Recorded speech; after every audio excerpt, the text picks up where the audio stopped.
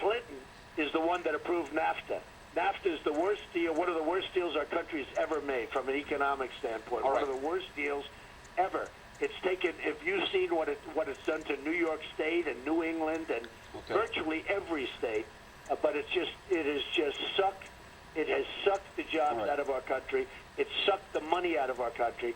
We're going to bring our jobs back. We're going to make it much harder for people to leave, for people to take their companies and just go to Mexico and then sell the product back into the United States with no tax. All right, so let's unpack a little of this stuff one at a time. And first of all, just to get back to tone, just for 1 second.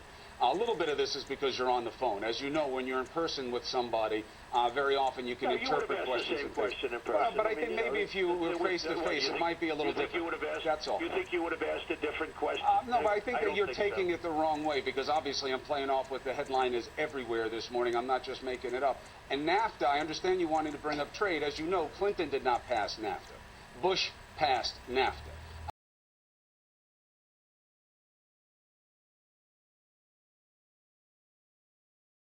Calling it a defining moment, President Clinton, with great fanfare, signed legislation putting the North American Free Trade Agreement into law.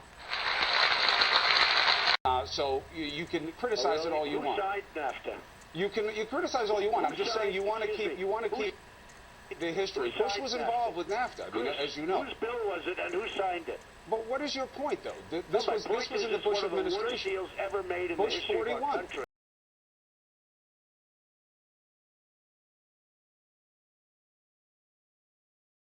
The gains from this agreement will be your gains too. I ask those who oppose NAFTA to work with us to guarantee that the labor and side agreements are enforced, and I call on all of us who believe in NAFTA to join with me to urge the Congress to create the world's best worker training and retraining system.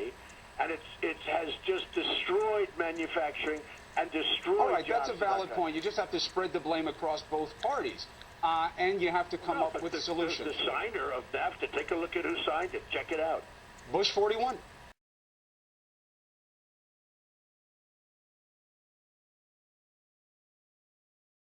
Calling it a defining moment, President Clinton, with great fanfare, signed legislation putting the North American Free Trade Agreement into law. The gains from this agreement will be your gains too. I ask those who oppose NAFTA to work with us to guarantee that the labor and side agreements are enforced, and I call on all of us who believe in NAFTA to join with me to urge the Congress to create the world's best worker training and retraining system. Okay, you take a look. NAFTA was a Clinton deal, and he wanted it so badly, and I have not been a big fan of what went on in terms of economic development or with the war with Bush either, frankly, if you want to know the truth.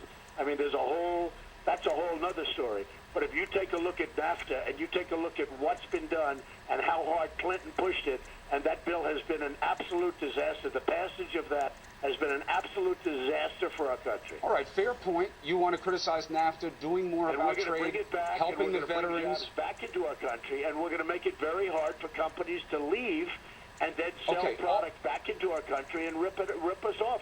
And all we end up getting is unemployment of great people.